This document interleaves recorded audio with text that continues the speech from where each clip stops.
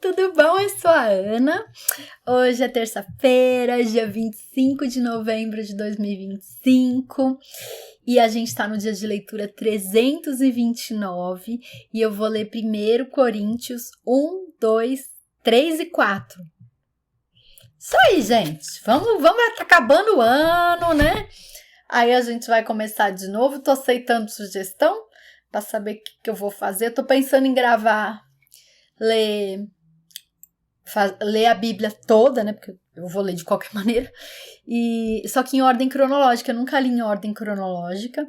E eu sempre leio na ordem da Bíblia mesmo, que foi publicada. E tô pensando em pegar uma Bíblia de estudo e ler o rodapé. Então tá, né, gente? Tô jogando aqui, né? Então, que essa cicatriz tá doendo. Pega seu cafezinho. Leitura NVI. Sem edição. Vamos lá. 1 Coríntios 1.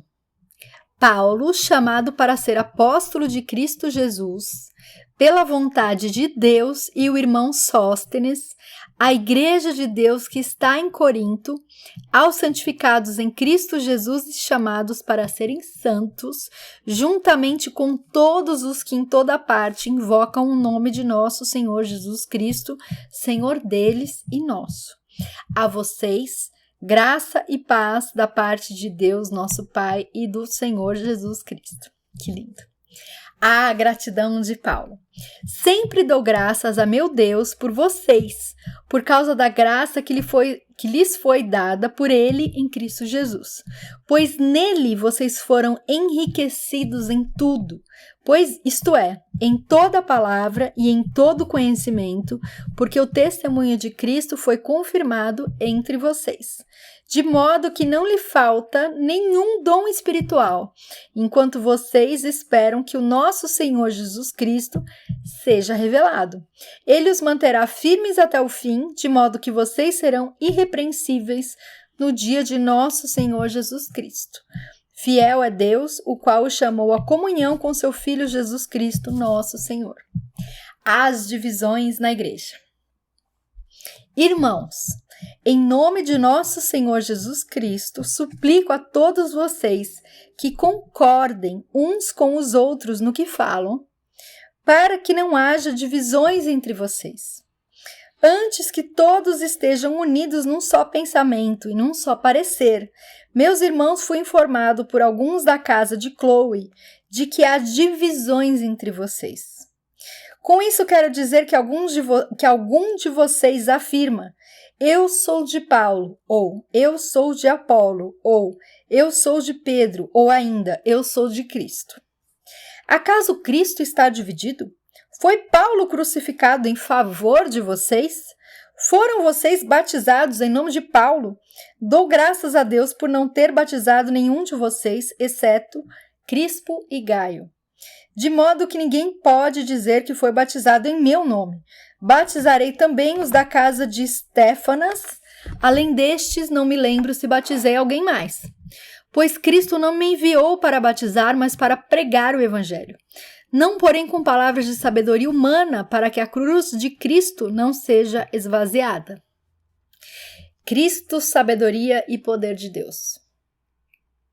Pois a mensagem da cruz é loucura para os que estão perecendo, mas para nós, que estamos sendo salvos, é o poder de Deus. Pois está escrito: destruirei a sabedoria dos sábios e rejeitarei a inteligência dos inteligentes. Onde está o sábio? Onde está o erudito? Onde está o questionador desta era? Acaso não tornou Deus louca a sabedoria deste mundo? Visto que, na sabedoria de Deus, o mundo não conheceu por meio da sabedoria humana. Agradou a Deus salvar aqueles que creem por meio da loucura da pregação. Os judeus pedem sinais milagrosos e os gregos procuram sabedoria. Nós, porém, pregamos a Cristo crucificado, o qual de fato é escândalo para os judeus e loucura para os gentios. Mas para os que foram chamados, tanto judeus como gregos, Cristo é o poder de Deus e a sabedoria de Deus. porque a loucura de Deus é mais sábia que a sabedoria humana, e a fraqueza de Deus é mais forte que a força do homem. Irmãos, pensem no que vocês eram quando foram chamados. Poucos eram sábios segundo os padrões humanos, poucos eram poderosos, poucos eram de nobre nascimento. Mas Deus escolheu o que para o mundo é loucura para envergonhar os sábios, e escolheu o que para o mundo é fraqueza para envergonhar o que é forte.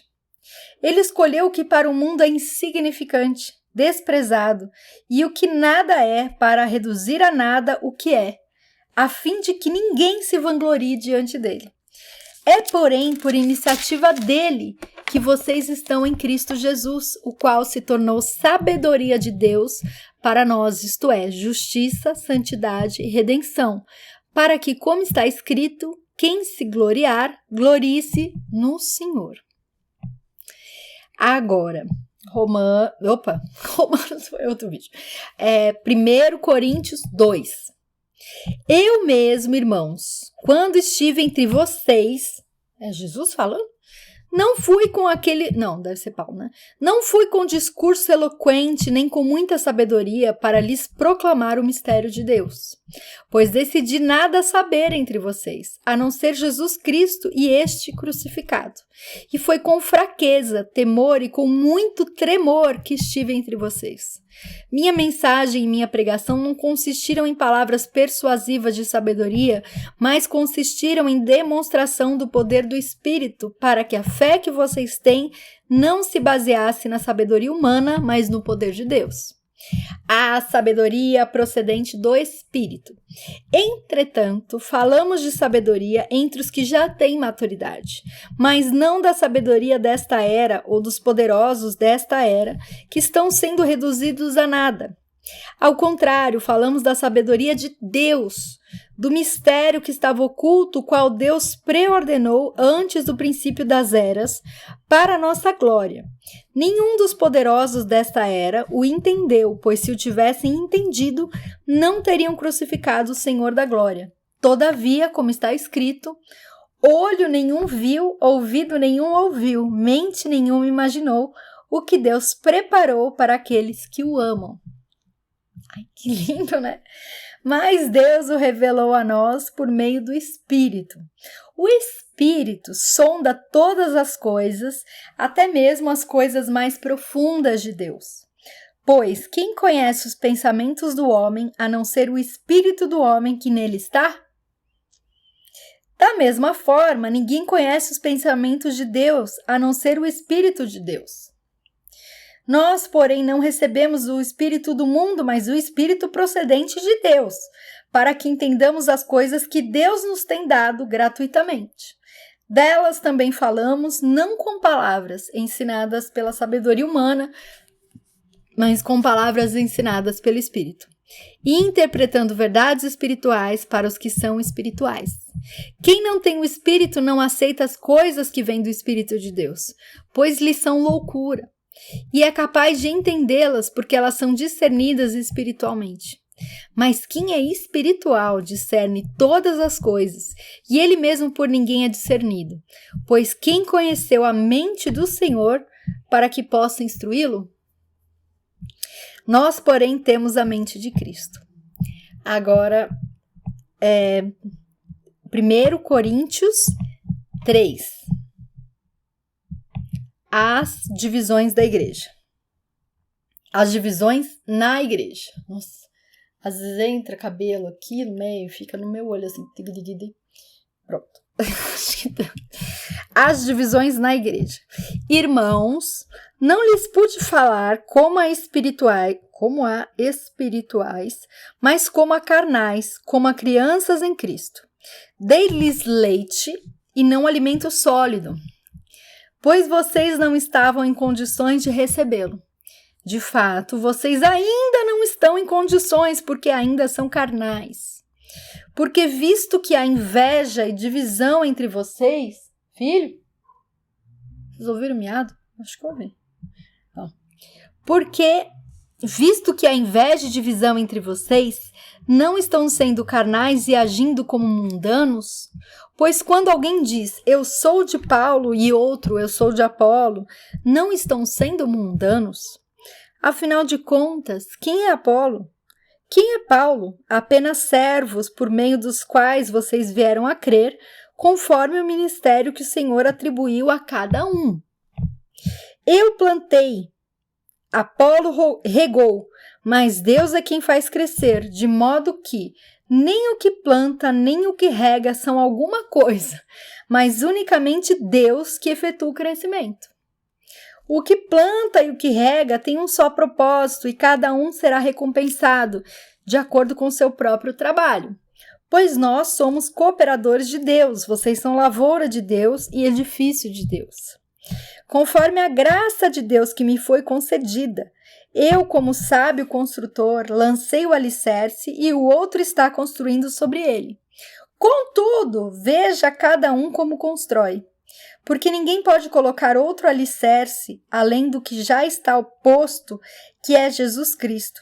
Se alguém constrói sobre esse alicerce, usando ouro, prata, pedras preciosas, madeira, feno ou palha, sua obra será mostrada, porque o dia a trará a luz, pois será revelada pelo fogo que provará a qualidade da obra de cada um. Se o que alguém construiu permanecer, esse receberá recompensa.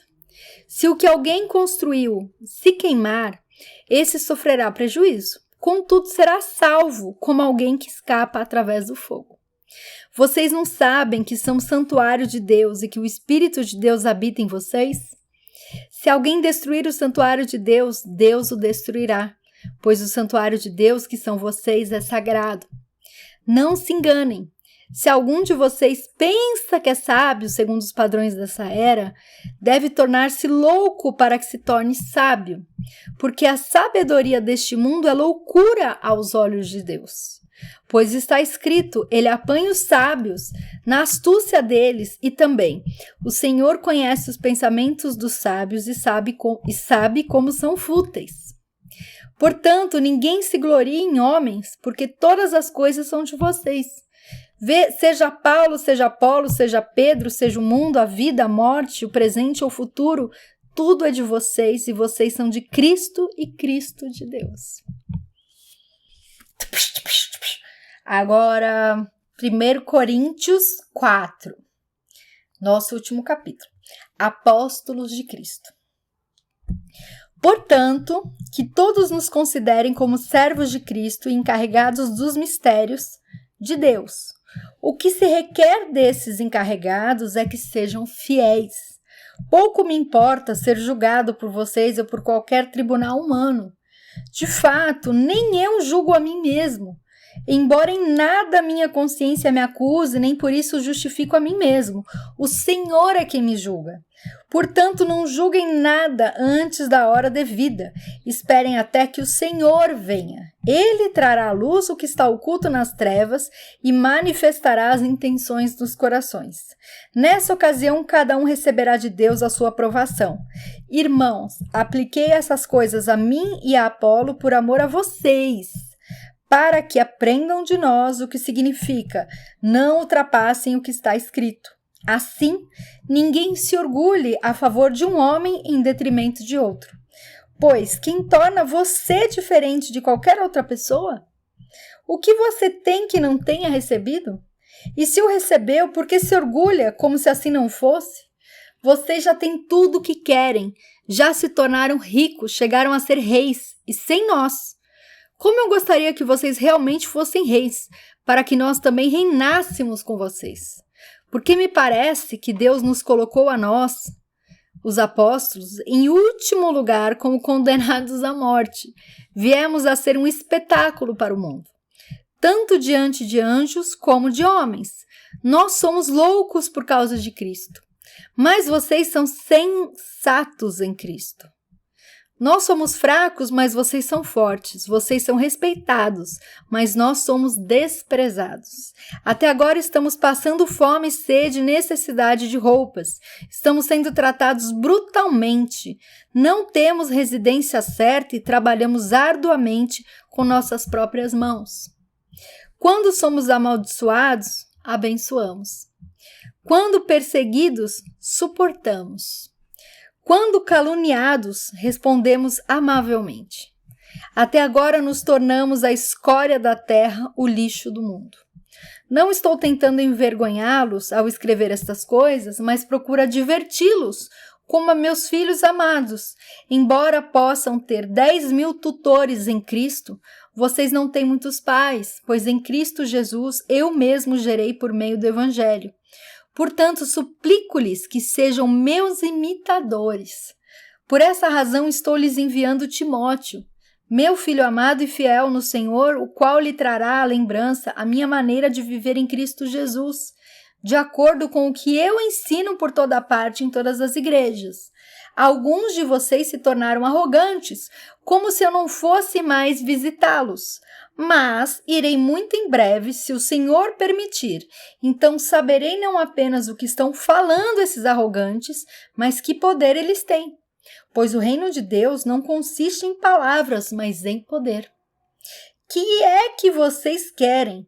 Devo ir a vocês com vara ou com amor e espírito de mansidão?